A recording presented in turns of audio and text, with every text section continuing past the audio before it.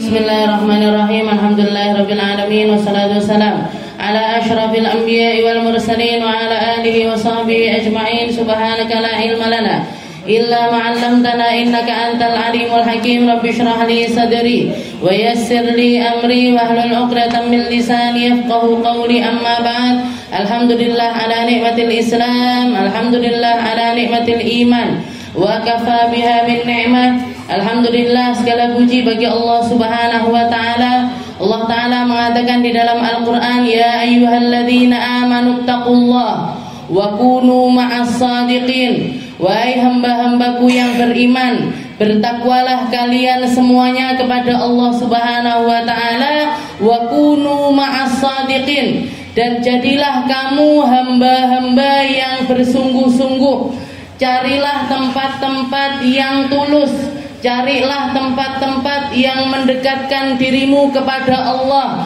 Lakukan segala sesuatu di dalam kehidupanmu itu semuanya dengan penuh keseriusan untuk mencari surga di sisi Allah, untuk mencari kedekatan di sisi Rasulullah, untuk terhubung selalu dan selalu kepada orang-orang yang nyarinya akhirat, yang memanjangkan umurnya sampai ke akhirat, yang menganggap bahwasanya kehidupan di dunia ini hanyalah sebuah perahu yang mengantarkan mereka ke negeri asalnya, yang akan mengantarkan mereka untuk mencapai kepuasan di sisinya, untuk mencari kehidupan abadi yang penuh dengan kenikmatan di sisi Allah, di sisi Rasulullah, dan di sisi orang-orang mulia yang Allah Subhanahu wa taala muliakan.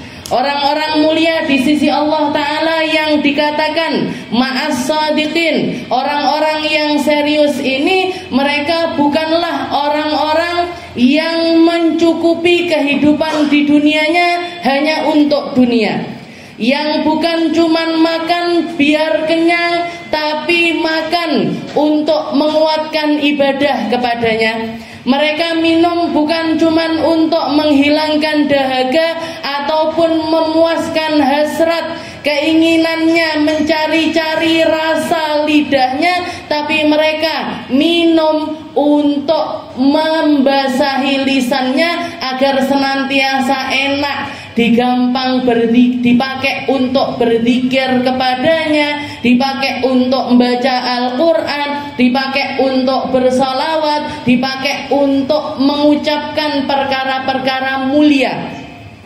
Ini yang dikatakan oleh Allah Subhanahu wa taala, cari tempat-tempat yang baik, kumpullah sama orang-orang yang baik, lakukan perkara-perkara yang baik. Selalulah berpikir dengan pikiran-pikiran yang baik, maka kamu akan mulia dan selalu dimuliakan oleh Allah Subhanahu wa taala. Kunu ma'as shadiqin. Kumpullah sama orang-orang yang di dalam hatinya itu ada kejujuran, yang di dalam amaliyah hidupnya itu penuh dengan kejujuran. Apa yang mereka katakan selaras dengan apa yang mereka rasakan. Semua yang keluar dari lisan mereka atau perbuatan yang dilakukan oleh mereka bukan cuman semata-mata untuk menyenangkan lawan bicaranya, tapi untuk nyari ridho di sisi Allah Subhanahu wa taala. Mereka menjadikan hartanya sebagai wasilah nyampe kepada Allah. Mereka menjadikan ilmunya wasilah nyampe kepada Allah. Mereka menjadikan umurnya untuk sampai di sisi Allah. Mereka menjadikan apapun yang sedang dititipkan oleh Allah Ta'ala dan sedang ada di dalam genggamannya, semuanya dipersembahkan untuk Allah Subhanahu wa Ta'ala. Kunu ma'as shadiqin. Jadilah engkau gandengan, nyantol, nunut, ikut sama orang-orang yang tulus nyari ridhonya Allah Subhanahu wa taala. Bulan ini adalah bulan Safar. Ada di Hadramut sana ada satu haulnya, ada satu haul yang dirayakan, bahkan dihadiri oleh ribuan orang. dan beliau adalah satu-satunya perempuan yang dihauli di negeri Hadramut sana. Jadi kalau misalkan kita di Indonesia biasanya ada ritual-ritual haul, yang dihauli ini kan biasanya orang-orang mulia, orang-orang yang tingkat ketakwaannya luar biasa, mereka-mereka yang dedikasinya untuk agama ini besar sekali, seperti Wali Songo ataupun juga para kiai-kiai, para habaib-habaib, dihadiri ribuan orang, tapi rata-rata semuanya haulnya adalah haulnya para laki-laki. Hampir tidak ada perempuan yang dihauli. Sebagaimana di Indonesia seperti itu, di Hadramut juga semacam itu. Di negeri seribu wali, yang sebagian dari jenengan kemarin sempat berziarah walaupun secara virtual saja, walaupun tidak nyampe secara langsung kakinya di sana, tapi kita kenalan dengan beberapa orang-orang mulia tersebut. Di bulan Safar ini ada seorang perempuan kemarin di grup Daruz Zahra, di grup alumni-alumni Indonesia yang dulunya pernah belajar di tempatnya Habib Umar, lagi dapat mandat dari guru saya, istrinya Habib Umar. Beliau mengatakan, katakan, ceritakan di majelis-majelis kamu tentang sosok perempuan satu-satunya yang dilakukan haulnya di negeri Hadramut, yaitu seorang perempuan yang namanya Sultanah binti Ali Ibnul Yamani Az-Zubaidi. Jadi beliau ini bukan dari kalangan syarifah, bukan kalangan ahlul baitnya Nabi, bukan dari golongan orang-orang yang darahnya nyambung kepada Rasulullah Sallallahu Alaihi Wasallam, tapi orang biasa. Dan beliau termasuk orang awam, maksudnya bukan orang yang punya ilmu banyak atau orang yang punya istilahnya punya pernah mondok atau belajar serius sekian tahun atau sekian puluh tahun, bukan. Beliau adalah perempuan biasa pada umumnya yang tumbuh di lingkungan yang baik, dididik dengan pendidikan yang baik, punya orang tua yang baik, sehingga beliau tumbuh menjadi seorang perempuan yang luar biasa solihah. Dikatakan ketika Sayyidah Sultanah ini beliau di masa remajanya, mulai masuk masa remaja, masuk usia 10 tahun, usia 11 tahun, beliau sudah rutin sholat malam, setiap malamnya 1000 rakaat. Dan zikir hariannya dari sholawat itu lebih kurang lebih adalah 25.000 sholawat. Itu yang dilantunkan, istilahnya amaliyah ibadah hariannya beliau, istilahnya makanan sehari-hari dari ibadahnya beliau itu 1000 rakaat di malam hari, dan 25.000 sholawat setiap harinya. Itu belum bicarakan Al-Qur'annya, belum bicarakan la ilaha illallahnya, belum bicarakan tasbihnya, belum bicarakan zikir-zikir yang lainnya, tapi amaliyah ibadahnya beliau semacam itu. Makanya sampai dikatakan beliau ini sejak muda dijuluki sebagai Rabi'atul Adawiyah Hadramut. Jadi Rabi'ah Adawiyah versinya negeri Hadramut. Kita orang-orang seperti kita dengar kisahnya Sayyidina Ali Zainal Abidin yang setiap malamnya sholat 1000 rakaat. Kita dengar kisahnya Sayyidah Rabi'atul Adawiyah yang juga setiap malamnya itu 1000 rakaat. Bahkan sekarang kita juga dengar kisahnya seorang perempuan lain lagi, yaitu Sayyidah Sultanah yang malam harinya sholatnya juga 1000 rakaat. Ngelakoni napa mboten tapi kita petang rakaat arep nambah kesel, mau nambahi 2 lagi capek. Di dalam salah satu kisah pernah Rasulullah Sallallahu Alaihi Wasallam itu kedatangan tamu seorang perempuan sepupunya sendiri, yaitu Sayyidah Ummu Hani, kakaknya Sayyidina Ali bin Abi Thalib.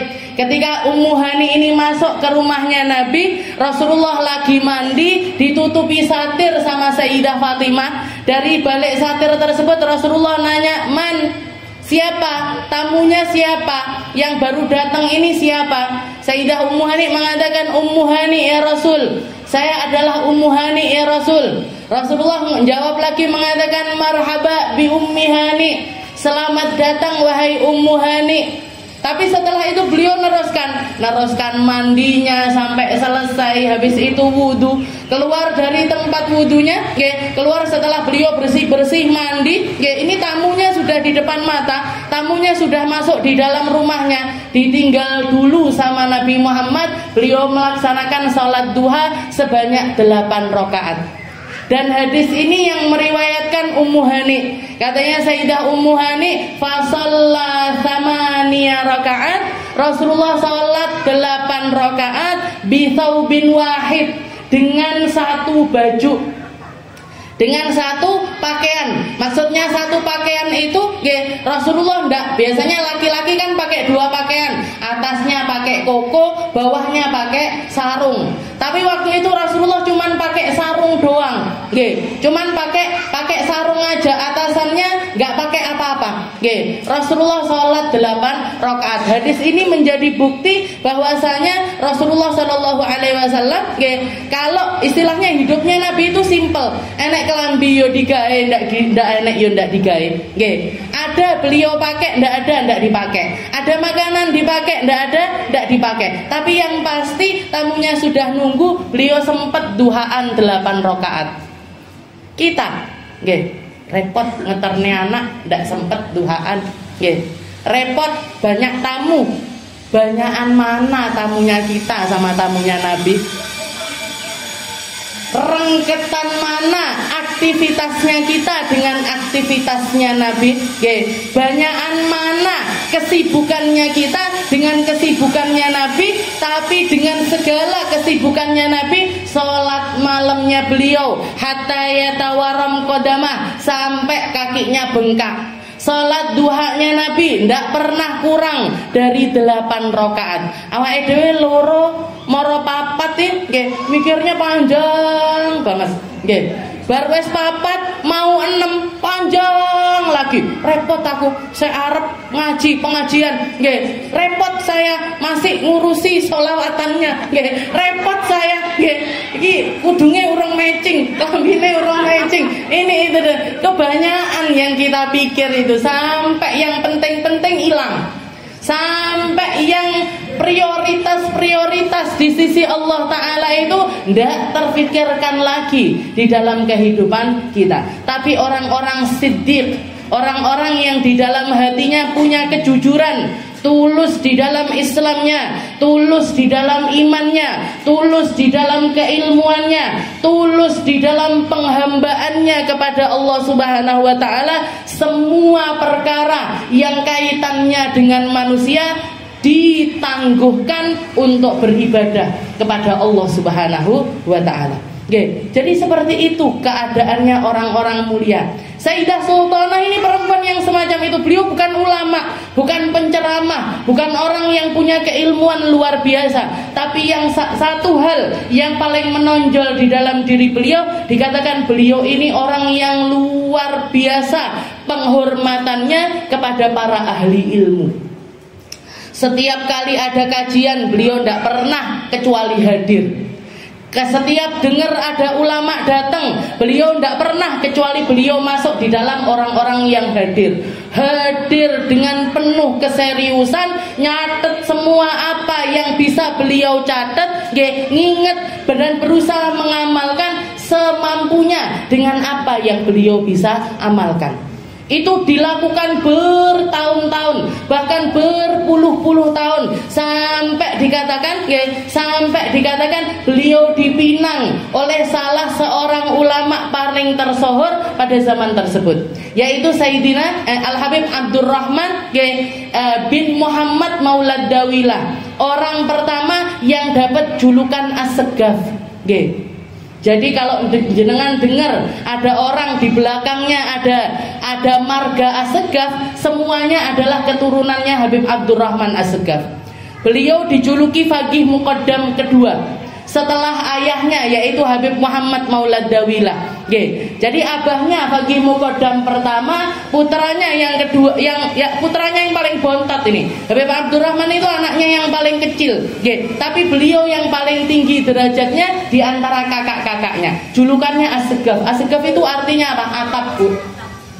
Kenapa kok dijuluki atap? Karena pada zaman tersebut tidak ada orang yang mengungguli kewalian ataupun ibadah ataupun keilmuan ataupun perkara-perkara yang sifatnya nyari jalan menuju Allah Ta'ala, semuanya di bawahnya Habib Abdurrahman As-Segaf. Semuanya di bawahnya Habib Abdurrahman, istilahnya ulama paling mulia di zaman tersebut. Sayyidah Sultanah ini dipinang sama Habib Abdurrahman. Wahai Sultanah, kamu tak pinang, saya jadikan istri. Apa jawabannya beliau? Saya terima Habib pinangannya. Saya terima pinangannya. Tapi semasa saya hidup di dunia, selama saya punya umur, masih dikasih umur sama Allah Ta'ala, ataladzat bil ibadah fauqa kulli syai'. Saya ini orang yang keadaan paling lezat untuk diri saya adalah ibadah kepada Allah Subhanahu wa Ta'ala. Saya terima pinangannya jenengan, saya bersedia untuk menjadi istrimu, tapi nikahnya nanti ya Beb di surga. Di dunia hubungan kita suami istri, tapi istilahnya bukan seperti suami istri pada umumnya. Jadi beliau minta itu, beliau terima pinangannya tapi tidak bersedia untuk jadi istri seperti pada umumnya seorang istri. Beliau milih untuk nikahnya nanti di akhirat saja. Beliau milih untuk nanti nikahnya di akhirat. Jadi sepanjang hidupnya jomblo, sampai meninggal dunia beliau tidak pernah menikah karena sudah nerima pinangannya Habib Abdurrahman ini tadi. Jadi perempuan yang luar biasa. Sampai dikatakan di zamannya Sayyidah Sultanah ini, di zaman beliau, beliau itu sampai ke tingkat di mana suatu hari beliau itu dengar hatif. Hatif itu kayak suara tapi nggak ada wujudnya. Suara tersebut mengatakan kepada beliau, ya Sultanah, wahai Sayyidah Sultanah, sal tu'ta, minta apapun yang kamu inginkan tak kasih. Minta apapun yang kamu inginkan saya kasih. Kira-kira kalau kita yang dengar mintanya apa, Bu? Oh, masih gawat ya Allah. Duit saya ngomong ya Allah. Kelambi saya ngomong ya Allah. Mobil paling mahal ya Allah, pikirannya kita. Atau hal-hal yang istilahnya semacam itu, levelnya kita itu kayak gitu. Maka dikatakan beliau karena tahu kapasitas dirinya, beliau tidak memutuskan sendiri. Setelah itu berulang-ulang beliau dengar satu, minta wahai Sultanah tak kasih, minta wahai Sultanah tak kasih. Setelah itu beliau nanya sama gurunya, siapa? Habib Abdurrahman. Nanya kepada Habib Abdurrahman As-Segaf, nanya, Beb, saya dengar sesuatu yang semacam ini. Saya kalau minta apa yang harus saya minta, Beb? Katanya Habib Abdurrahman, wahai Sultanah, gak ada kenikmatan di atas dunia ini. Kalau membicarakan nikmat-nikmat dunia, gak ada kenikmatan di atas kenikmatan untuk bisa memandang wajahnya Nabi yang dotan dalam keadaan kita bangun. Kalau orang mimpi, mimpi diparani Nabi, ditemuin sama Rasulullah Shallallahu Alaihi Wasallam, itu adalah sesuatu yang sudah sangat mulia, tapi masih ada sesuatu yang lebih mulia lagi, yaitu memandang wajahnya Nabi yang dotan dalam keadaan terjaga. Rasulullah nggak pernah mati, Bu. Rasulullah itu hidup dan mampu melakukan apapun yang beliau inginkan karena beliau adalah kekasihnya Allah Subhanahu wa Ta'ala. Kalau Allah Ta'ala mengatakan kepada orang-orang yang mati syahid saja, wala taqulu liman yuqtal fi sabilillahi amwat bal ahyaun 'inda rabbihim yurzaqun. Jangan pernah kamu bilang orang-orang yang mati syahid itu mereka mati, mereka itu hidup di sisi Tuhannya, bahkan terus mendapatkan rezeki. Terus mendapatkan rezeki. Maksudnya rezeki apa? Rezeki batinnya dijaga sama Allah Ta'ala, rezeki dohirnya pun juga tetap dijaga.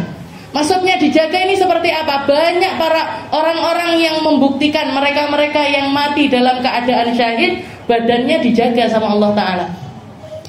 Tempat pekuburan Uhud, tempat dimakamkannya Sayyidina Hamzah, pamannya Nabi beserta orang-orang yang mati syahid di Uhud, di perang Uhud, itu berapa kali kena banjir. Bahkan pernah dibongkar makamnya, dipindahkan ke tempat yang sekarang ini jadi pemakamannya. Baik pembongkaran pertama ataupun pembongkaran kedua, dikatakan tempatnya para syuhada, tempat makamnya orang-orang yang mati syahid pada saat tersebut, dibongkar di tahun ke-100 setelah mereka dikuburkan, badannya masih utuh. Dibongkar di tahun ke-600 setelah mereka dikuburkan pun juga jasadnya masih utuh.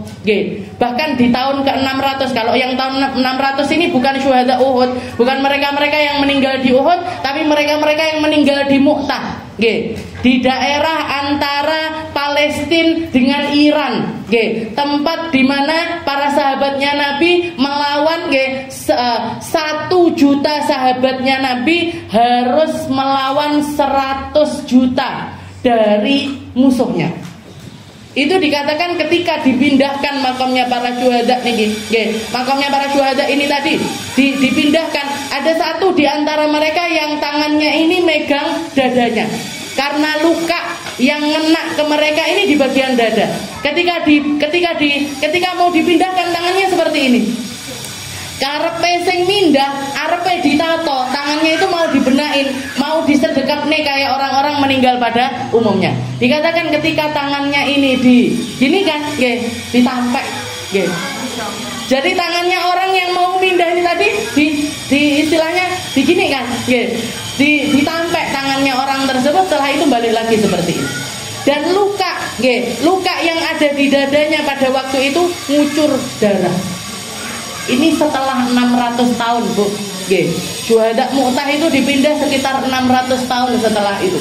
Kalau syuhada aja seperti itu, jenengan bayangkan para nabinya Allah, jenengan bayangkan para rasulnya Allah, jenengan bayangkan bagaimana perlakuannya Allah Ta'ala kepada Nabi kita, Nabi Muhammad Sallallahu Alaihi Wasallam. Jadi banyak ulama-ulama kita yang mandang kepada Nabi itu yaqdatan. Di antaranya adalah Sayyidah Sultanah. Bahkan dikatakan Sayyidah Sultanah ini, Sayyidah Sultanah tersebut dinasihati sama Habib Abdurrahman seperti itu. Wahai Sultanah, gak ada kenikmatan di dunia ini melebihi kenikmatan untuk memandang kepada wajahnya Nabi Muhammad SAW yaqdatan. Wafil akhirah, kalau ngomongin kenikmatan akhirat, di atas nikmatnya surga, di atas nikmatnya istananya surga, di atas nikmatnya kumpul-kumpul sama orang ahli surga, ada lagi di atasnya tersebut, yaitu memandang kepada wajahnya Allah Subhanahu wa ta'ala. Ini kenikmatan terbesar. Maka kalau kamu dengar hatif itu lagi, wahai Sultanah, minta untuk bisa memandang ke wajahnya Nabi dan kamu dalam keadaan hidup. Maka diminta hal yang semacam itu. Makanya masyhur di antara para ulama, Sayyidah Sultanah ini yang setiap kali beliau minta untuk ketemu sama Nabi Muhammad, Nabi Muhammadnya datang. Sampai sebagian ulama mengatakan, sampai kata-katanya para ulama, Habib Ali Habsyi mengasih isyarat tentang hal tersebut. Para ulama-ulama penyair juga mengatakan, sebagian di antara mereka mengatakan, idza bagha ilmul akhbar ja'ahan nabi wastaddar. Dikatakan Sayyidah Sultanah ini kalau nyari kabar apapun, nabinya datang di tengah-tengah rumahnya Sayyidah Sultanah. Makanya jadi jujukannya orang Mariana. Beliau bukan tinggal di Tarimnya, di daerah pinggirannya namanya Mariana. Di daerah tersebut dikatakan orang-orang mau minta apapun, mau nanya apapun tentang masalah agama, nanyanya ke Sayyidah Sultanah. Padahal beliau bukan ulama, Padahal beliau bukan ulama. Tapi kenapa kok seperti itu? Karena setiap kali mereka nanya, yang jawab langsung adalah Nabi Muhammad SAW. Jadi orang minta tanggal buat pindah rumah, nanyanya ke Sayyidah Sultanah. Minta ngasih nama, yang ngasih nama Sayyidah Sultanah. Amaliyahnya orang-orang biasanya kan seperti itu, minta nama, minta tanggal pindah rumah, minta nopo malih biasanya orang kalau datang ke kiai kawinan kan biasanya nanya sama kiainya masing-masing. Ini pada zaman tersebut yang ditanyai adalah Sayyidah Sultanah. Dan setiap kali ada orang nanya, beliau nanti dulu tak tanyakan sama Nabi Muhammad. Nabi Muhammad ada di dalam rumah. Ditanyakan dijawab, ditanyakan dijawab. Itu sampai akhir hayatnya. Sampai akhir hayatnya beliau. Bahkan dikatakan Sayyidah Sultanah ini juga beliau salah satu hal yang bikin beliau mulia, salah satu hal yang bikin Allah Ta'ala ini ngangkat derajatnya luar biasa tinggi karena kecintaannya sama keluarganya Rasulullah Sallallahu Alaihi Wasallam. Kita di manhaj kita, di dalam keyakinannya kita, yaitu Ahlus Sunnah wal Jamaah, kita ngakuin tentang keberadaan Ahlul Baitnya Nabi, anak cucunya Nabi, karena dalilnya jelas. Allah Ta'ala mengatakan, Inna a'tainakal kautsar fasholli li rabbika wanhar inna syani'aka huwal abtar. Keturunanmu enggak pernah putus wahai Muhammad sampai akhir hayat, sampai akhirnya dunia akan terus dijaga oleh Allah Subhanahu wa Ta'ala. Anak cucunya Nabi ada terus. Kita Ahlus Sunnah wal Jamaah percaya atas hal tersebut. Saya tidak percaya berarti bukan Ahlus Sunnah. Kalau nggak percaya sama anak cucunya Nabi berarti bukan orang Ahlus Sunnah. Cuman keyakinannya kita, para anak cucunya Nabi ini tidak maksum, tidak terjaga. Mereka bukan orang yang bersih dari dosa. Yo salah. Yo banyak di antara mereka yang bermaksiat, banyak di antara mereka yang melakukan kelalaian, banyak di antara mereka yang keluar bahkan dari aturan-aturannya syariat. Dan Sayyidah Sultanah tahu tentang hal tersebut. Anak cucunya Nabi banyak yang tersesat, anak cucunya Nabi banyak yang menjadi pelaku maksiat. Katanya beliau apa? Beliau mengatakan, kalau misalkan badanku ini bisa dipakai untuk menyembuhkan anak cucunya Nabi dari maksiat-maksiat yang melanda mereka, saya rela badan saya dipotong kecil-kecil untuk jadi obat bagi mereka. Saya rela melakukan apapun untuk menyelamatkan anak cucunya Rasulullah Sallallahu Alaihi Wasallam. Itu yang beliau katakan. Itu jadi hormatnya sama Ahlul Bait itu luar biasa, dan keilmuannya juga luar biasa. Sampai akhir hayatnya beliau jadi orang yang istiqomah, bahkan sampai sekarang di Holi. Jadi kuburannya itu dibikinkan kubah. Dibikinkan kubah, banyak orang berziarah. Habib Ali Habsyi seringkali ziarah ke tempatnya beliau, sama jamaah-jamaahnya ngalap berkah sama sosok seorang perempuan. Jadi ketika kita ziarah itu bukan kita nyembah kuburan, Bu. Tapi kalau orang-orang mulia semacam itu, kita ngambil ibrah dari kehidupan mereka. Setelah itu naker-naker sama kehidupan kita. Ya Allah, ilmuku sakpiro, ngajiku sakpiro, takwaku sakpiro, Islam iman saya yang kita katakan, kita akui sebagai Islam iman dari semenjak kita lahir, ini ngerasuknya ke dalam roh kita ini seberapa? Rasuknya di dalam hati kita ini seberapa? Bahkan untuk melakukan ibadah-ibadah yang kecil-kecil pun, kecil-kecil pun kita masih seringkali ngenyang, ngenyang, jangan tahu ngenyang, dinyang, nawar, sama Allah Ta'ala disuruh nutup aurat, ndak apa-apa Gusti Allah, sekali-kali ora kaos kakian, ya Allah, gak apa-apa jambule ketok titik ndak apa-apa ya Allah. Nggih. Anune ditipis titik ndak apa-apa ya Allah. Rodok ketat titik ndak apa-apa ya Allah. Nggih. Ngono terus manggan. Nggih. Kita itu ngomongnya seperti itu terus. Arepe duhaan yo mek arepe terus, sama kayak konsepnya kita mau diet itu. Nggih. Dietnya besok. Nggih. Besok lagi. Besok lagi. Kayak gitu juga untuk ibadah-ibadah kita. Tangi bengine sesuk wis. Nggih. terlalu ngantuk ini. Bangun padahal jam 2 bangun, jam 3 bangun, pipis tok tapi ya, setor kencing ke kamar mandi. Ya, mungkin kita dapat berkahnya Sayyidah Sultanah. Nggih, dengan kita nyeritakan, dengan kita ngabarkan. Ini guru saya yang nyuruh. Nggih, dzakiru fi majalisikum, kata beliau, ceritakan di majelis-majelisnya kalian. Ada perempuan kemarin kan kita bahas perempuan lebih serem dari singa, perempuan lebih serem daripada harimau, gitu. Tidak semua perempuan harimau, Bu. Tidak semua perempuan singa. Tapi kalau perempuan tidak punya agama, kalau perempuan tidak punya kesolihahan di dalam dirinya, kalau perempuan tidak kenal sama Tuhannya, kalau perempuan tidak ngerti siapa penuntunnya menuju Allah Subhanahu wa Ta'ala, perempuan akan jadi perempuan yang lebih menyeramkan daripada hewan-hewan buas. Hewan harimau singa dikerangkeng, dikasih daging, yang penting kenyang, menang. Perempuan sudah dikasih uang, yo dikenyangkan, yo dibikinkan rumah yang aman, ngeluyurai tapi banggaan.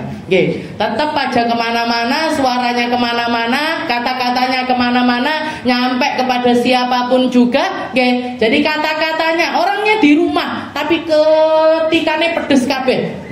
Statusnya nggak karu-karuan. Nah, ini istilahnya yang dikatakan oleh Sayyidina Dawud, yang ngomong bukan saya loh, Bu.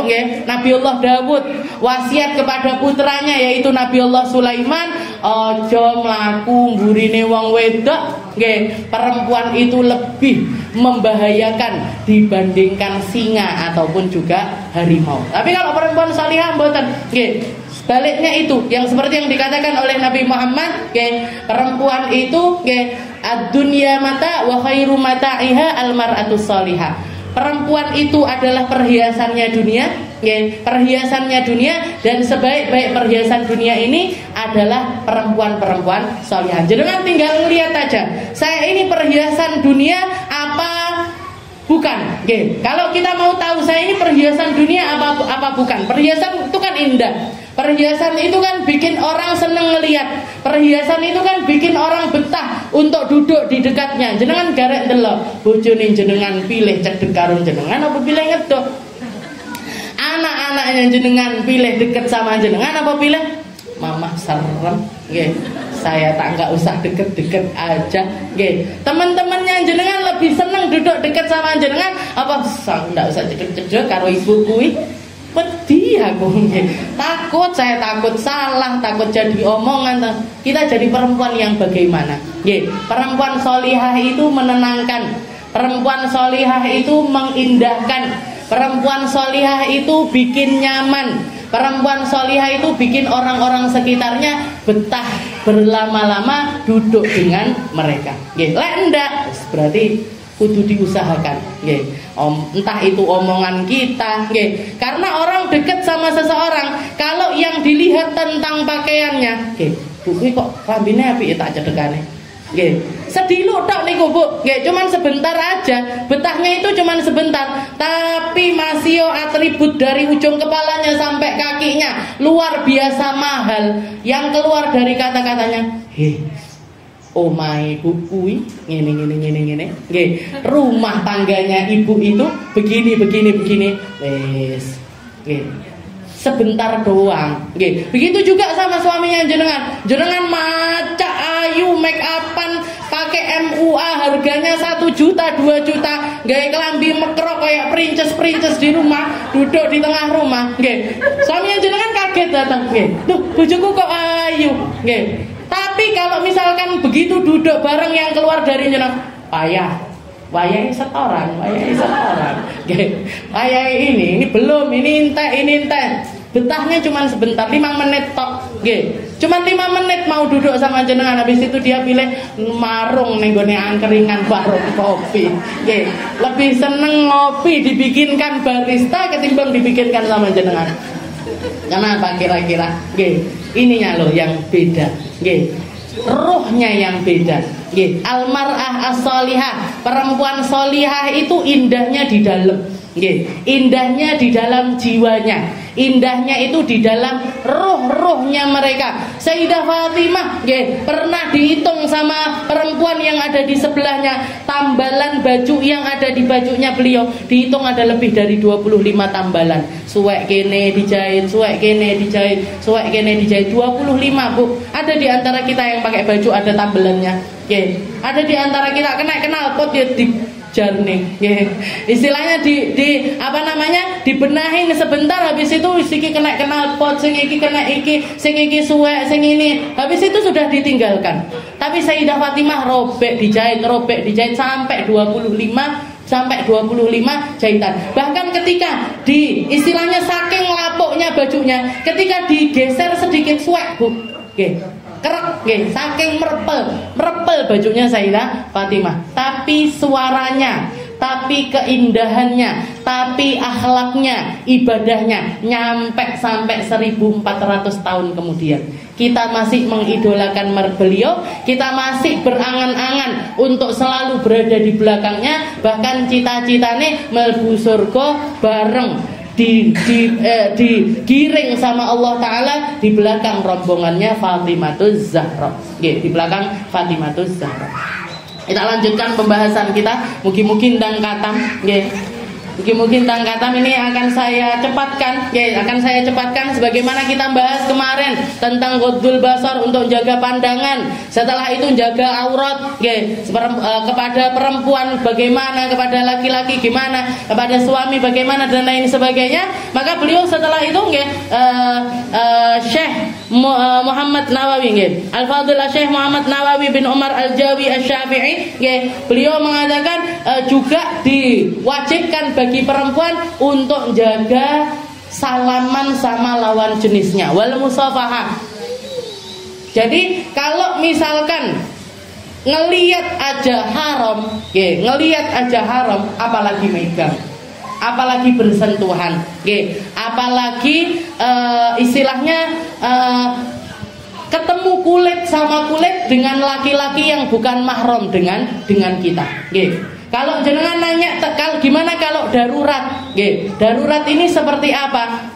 Kayak dokter mau megang pasiennya, atau perawat mau nyuntik pasiennya. Pasien saya laki-laki, gimana ini? Nyuntik nggak mungkin kalau nggak megang, masangkan infus nggak mungkin kalau nggak megang, meriksa nggak mungkin kalau nggak megang. Nah ini babnya namanya darurat.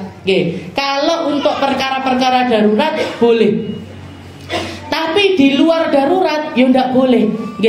Jadi misalkan dokternya sudah punya pasien, sudah kenal baik, sudah jadi pasiennya sekian tahun, janjian di luar rumah sakit untuk ketemuan makan-makan, ya enggak usah cipika-cipiki, ya enggak usah salam-salaman. Kalau di rumah sakit tujuannya untuk pemeriksaan betul apa-apa. Tapi kalau di luar itu, di atas hajat, di atasnya hajat, ini juga tetap enggak boleh. Jadi hubungan yang paling dijaga utamanya adalah hubungan batin, hubungan batin. Tapi itu semuanya dimulai dengan hubungan fisik. Fisiknya dulu harus jauh, baru hatinya bisa jauh. Baru hatinya bisa jauh. Kenapa kok seperti itu? Nabi Muhammad mengatakan iyyakum wal khalwah bin nisa. Jangan sampai kalian itu berdua-duaan dengan para perempuan. Walladzi nafsi biyadihi ma khala rajulun bi imra'atin illa dakhala syaitan bainahuma. Enggak ngumpul, katanya Nabi, demi Allah, enggak ngumpul di satu tempat laki-laki dengan perempuan yang bukan mahram kecuali yang ketiganya adalah setan. Yang ketiganya adalah setan. Wala an yuzahim rajulun khinzir mulattakhan bitinin aw hama khairun lahu min an yuzahim mankibahu mankiba imra'atin la tahil. Katanya Nabi, mendingan laki-laki duduk dengan babi yang berlumuran kotoran serta lumpur ketimbang duduk nempel dua-duaan dengan seorang perempuan. Lek duduk sanding babi ndak akan maksiat seterusnya, ndak akan dia mengatakan betapa indahnya mata babi ini, betapa lentiknya tangannya si babi ini, ndak akan. mulusnya kulitnya si babi ini nggak akan, Bu. Tapi kalau sudah sama perempuan, dua-duaannya sama perempuan, dari mata turun ke hati, mikirnya macem-macem, pikirannya jadi kemana-mana. Ya Allah, kulite kok ra koyo kulite bojoku, motone kok ra koyo motone bojoku, bibirnya kok nggak kayak bibirnya bojoku, lupa sama yang halal karena ngelihat sesuatu yang haram. Yang butakan siapa? Setan. Jadi yang butakan itu semuanya, yang bikin bisa mikir sampai ke sana-sana itu siapa? Setan. Jadi mengatakan bitinin awham khairul lahu min an yuzahim mangkibahu mangkiba imra'atin la tahil. Setelah itu Nabi Muhammad juga mengajarkan kepada kita untuk mengatakan Rabbana wala tuhammilna ma la taqata lana bih. Katanya Nabi diajarin kita, ya Allah, jangan engkau bebankan kepada kami sesuatu yang kami enggak mampu untuk menahan hal tersebut. Untuk menahan hal tersebut. Jadi istilahnya ini doa untuk minta sama Allah Ta'ala, kalaupun ngasih beban-beban kepada kita, beban yang sekiranya itu kita mampu untuk menanggulangi hal tersebut. Salah satu hal yang tidak bisa atau sulit sekali untuk laki-laki mengontrol hal tersebut adalah ketika dia berduaan dengan perempuan atau bersanding dengan seorang perempuan, siapapun itu untuk tidak bersyahwat. Laki-laki itu terlalu sulit untuk duduk sama perempuan manapun itu, kalau ngelihat istilahnya, kalau mikirnya itu istilahnya kalau misalkan ngomongnya masih tentang masalah-masalah yang memang perlu untuk dibicarakan, masih bisa dikontrol. Tapi kalau sudah duaan, setelah itu masuk setan di tengah-tengah mereka, ini terlalu sulit untuk tidak mikir ke sesuatu yang sifatnya itu syahwani. Yang untuk tidak bersyahwat itu terlalu sulit untuk para laki-laki. Kalau perempuan lebih gampang. Karena seperti yang kita bahas beberapa minggu yang lalu, perempuan itu syahwatnya itu macam-macam. Jadi dari 100% syahwatnya mereka ada di pakaian, ada di perhiasan, ada di tas bagus, sandal bagus dan lain sebagainya. Cuman 1% aja syahwatnya mereka tentang seksual atau hubungan biologis. Tapi kalau laki-laki enggak, 99%-nya ke situ. 1%-nya ini untuk sesuatu yang lainnya. 1% cuman untuk sesuatu yang lainnya. Jadi beda. Memang Allah Ta'ala menciptakan bagi mereka dari awal pembuatan itu settingannya pancen wis beda. Bentuknya beda, settingannya juga beda. Jadi laki sama perempuan mau disama-samakan bagaimanapun nggak pernah bisa sama. Kalau masalah kekuatan, masalah ini mungkin bisa sama. Seperti Sayyidah Sultanah ketika menjawabi ada seorang, jadi beliau itu mau berangkat ngaji, mau masuk ke dalam satu kajian. Mayoritas pengajian di Hadramaut sana yang hadir ya laki-laki. Beliau ini mau ikut ngaji, yang ngaji Habib Abdurrahman Assegaf, dikomentari sama putranya, dikomentari sama anaknya Habib Abdurrahman Assegaf, yang bernama beliau Habib Abu Bakar As-Sakran, yang ngarang wirid sakran itu Habib Abu Bakar, itu putranya Habib Abdurrahman. Beliau mengatakan al-ibil batu mari al-jamal, katanya Habib Abu Bakar ini komentar, loh enek onta betina mau nyaingi onta laki-laki. Ada perempuan mau saingan sama laki-laki, mau hadir di majelisnya laki-laki, mau ikut ngambil ilmu sebagaimana para laki-laki ngambil ilmu. Maka Sayyidah Sultanah ngomong sama Habib Abdurrahman, Beb, tak jawab apa enggak ini? Putranya jenengan ngomong seperti ini, saya jawab apa bagaimana? Katanya Habib Abdurrahman, jawab aja. Jawab aja apa yang dikatakan putraku. Katanya beliau, al-hamal bil hamal. Kalau kuat-kuatan tunggangan, Beb, laki sama perempuan sama. Laki-laki mampu ngangkat. Jadi onta laki-laki kalau misalkan kuatnya ngangkat barang itu sampai 5 karung, perempuan juga kuat ngangkat 5 karung. Jenengan sama laki-laki itu kalau masalah kuat-kuatan fisik, kuatan jenengan sebenarnya. Galon misalkan, bapak-bapak ngangkat galon, ibu-ibu aslinya iso apa ndak ngangkat galon? Iso. mek drama aja kalau ada bapak-bapak di depan. Kalau ada suaminya atau ada siapa di depannya enggak kuat. Padahal asline kalau enggak ada diangkat dewe, LPG diangkat dewe, ya kompor ya diangkat sendiri. Gaya asline perempuan. Kalau masalah fisik sama aja, ya kuatnya itu sama. Ya. Katanya Sayyidah Sultanah juga begitu. Alhamal bil hamal. Kalau masalah kuat-kuatan fisik bodoh. Kamu kuat ngangkat 50 kilo, saya juga kuat ngangkat 50 kilo. Kamu mampu nyerap ilmu sebagaimana laki-laki kuat nyerap ilmu sekian, perempuan juga kuat nyerap ilmu yang sama. Balzada, bahkan perempuan ini punya keistimewaan lebih, sesuatu yang tidak mampu dilakukan laki-laki dan tidak akan mampu dia melakukannya. Apa itu? Alhamal walaban, ngelahirin anak sama nyusoni. Bapak-bapak itu kan payudaranya cuma aksesoris. Kalau perempuan ada fungsinya, aksesoris tak niku, ndak fungsi apa-apa, ndak fungsi apa-apa sama sekali. Jadi katanya Sayyidah Sultanah balzadana, bahkan perempuan ini punya kelebihan. Apa kelebihannya? Alhamal.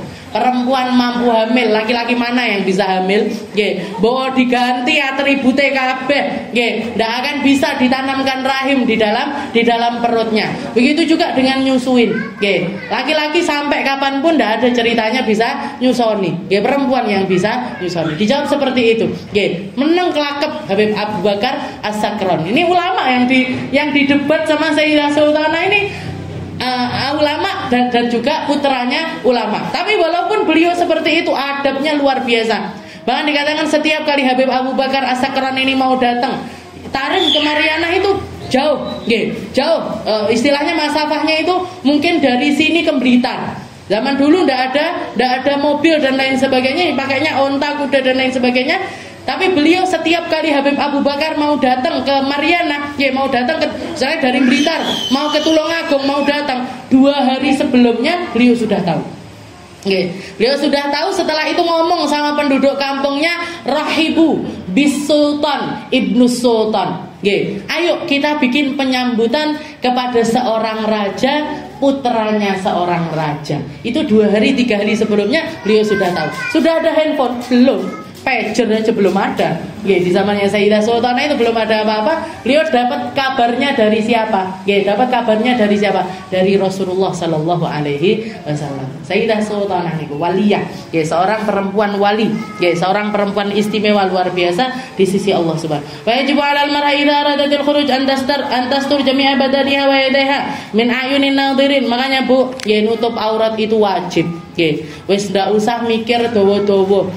Saya nanti rezeki saya gimana? Jenengan jilbaban ndak jilbaban yo panggah entuk rezeki. Tetap bisa kerja, tetap akan ditanggung sama Allah taala. Rezekinya. Kita nutup aurat ndak nutup aurat, tetap Allah taala yang, bahkan kita masih di dalam perut ibu kita pun yang nggak mungkin logika bisa kerja, bisa nyari rezeki dan lain sebagainya, dikasih. Dikirimkan sama Allah Ta'ala rezekinya. Jadi tutup aurat kita, jaga pandangan kita sebisa mungkin untuk tidak sentuhan sama laki-laki yang bukan mahram. Ini aturan mutlak dari Allah Subhanahu wa Ta'ala. Kalaupun misalkan kita masih belum mampu untuk menjadi seperti itu, setidaknya ada niatan di dalam hati kita untuk menyempurnakan menuju ke sana. Menyempurnakan diri. Saya masih belum mampu sama paman suaminya bibi saya masih belum mampu. Misalkan kita kalau tidak salaman sama ipar-ipar misalkan masih belum mampu untuk tidak dekat sama mereka, yo minimal cari jarak dulu. Cari jarak dulu agar tidak terlalu banyak interaksi dengan mereka. Karena ini aturan yang diaturkan oleh Allah Subhanahu wa Ta'ala. Dan minimal ketika kita ini hidup, ketika kita ini masih dikasih umur sama Allah Ta'ala bisa memandang kita sebagai orang-orang yang berusaha untuk menyempurnakan penutupan aurat kita serta pembatasan diri kita kepada orang laki-laki yang bukan mahram untuk kita. Karena semuanya ada istilahnya seperti yang dikatakan sama Nabi Muhammad, likulli ibni Adam haddun minaz zina. Semua organ badan yang dikasih sama Allah Ta'ala dari para Bani Adam ini punya bagian zinanya masing-masing. Nggih, mata zinanya ngelihat, telinga zinanya dengar, tangan zinanya pegangan dan lain sebagainya, semuanya punya bagian-bagian zinanya sendiri. Nggih. Puncaknya yukadzibuhul faraj